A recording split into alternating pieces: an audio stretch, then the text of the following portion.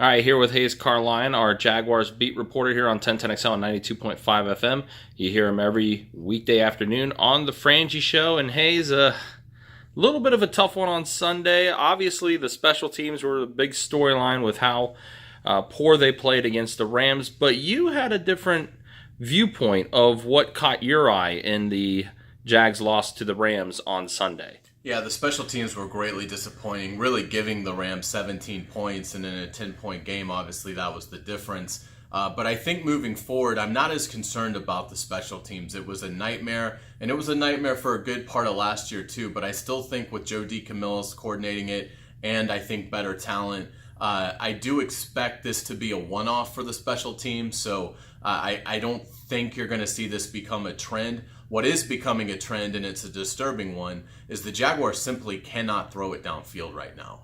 Part of that's on Blake Bortles, part of it's on the receivers, but I think it's starting to get to a point where you wonder, how good can this team really be? Are they going to underachieve? Because the passing game is so inept right now, even against defenses that really are begging the Jaguars to throw it deep against them. They're being dared to do it, and the Jaguars can't do it. Yeah, and you in your latest article that's also presented by Mr. Reuter, the Jaguars blog by Hayes Carlyon that you see on 1010XL.com, you had a few suggestions of what the Jags should look at if they're looking for an immediate fix for this passing attack. Look, I think Eli Manning's been asked about it up in New York. That tells me there's at least something to it. I think it's not overly realistic, but I think if you're the Jaguars, if you're Tom Coughlin, and you've got that relationship with Eli Manning, which we're assuming is a positive one, then I think you have to make a call and just say, look, what's it going to take? Obviously, the Giants won last night. That was a surprise at Denver. So do they feel like maybe they found something even at 1-5, that maybe they feel like now they can, make a run at it with no Odell Beckham and Brandon Marshall, but they do have a good defense. So the chances are the Giants are not looking to move Eli Manning. He's won 2 Super Bowls. He has a legacy there. These trades do not normally happen in the regular season. But if you're the Jaguars, what harm is there in making a call and saying, what would it take? Try to come up with a deal in which the Giants would at least consider moving Eli Manning. The deadline is not until Halloween,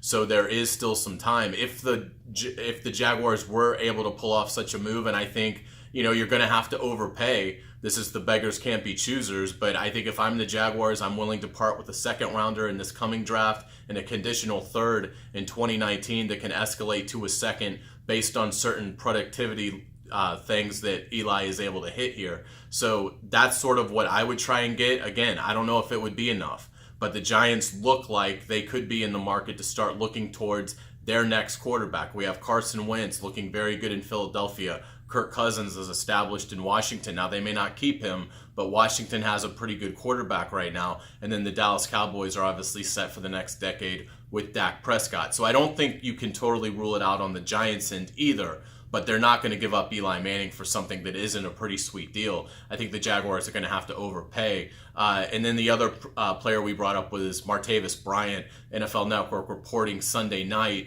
that he had requested a trade to get out of Pittsburgh a few weeks back. Well, that should be music to the Jaguars' ears. Martavis Bryant is, if you're just looking purely on field, is a more athletic Allen Robinson. He is a much better deep threat, but he is 6'4".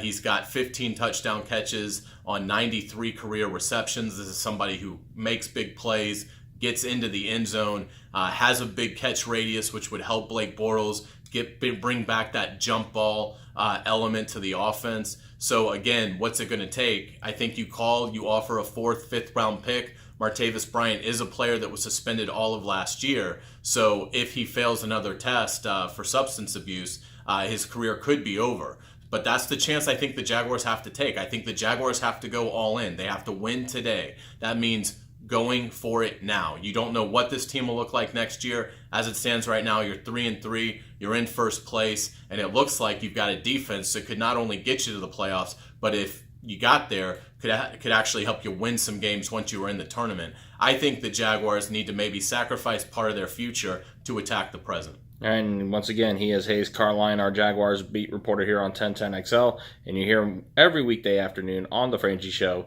And also you can read his work on his Jaguars blog presented by Mr. Rooter on 1010XL.com. Hayes, as always, thanks for the time. Thank you.